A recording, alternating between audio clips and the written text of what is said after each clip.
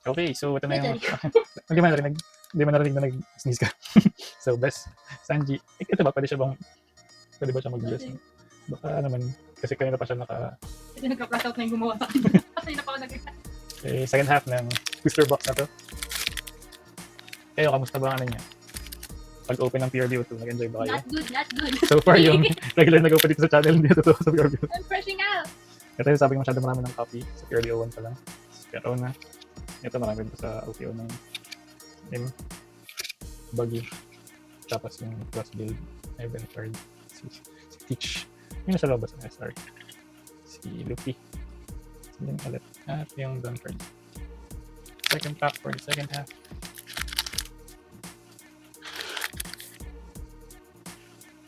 Ito yung maraming joints sa braso. Nalimutan ko yung Luffy ng bata pa. Sabo. Turn 66. Usopp. Event card. SR Sanji.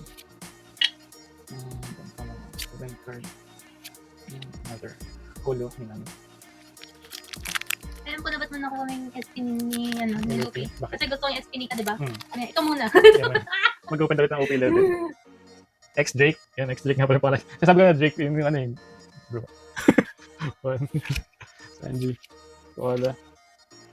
Blackbeard. Zoro. Frankie. Super. Blackbeard ulit. Uy, si SEC. Ito maraming may gusto ng card na to.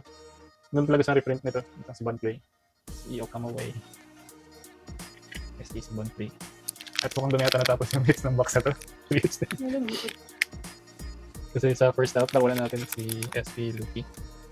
At First blood na ako. nakat ka ng top loader? Anong card? Yung card ko yun. One code. Zoro. Then first box. Ito nalilimutan yung ito. Smart SR. Sanji.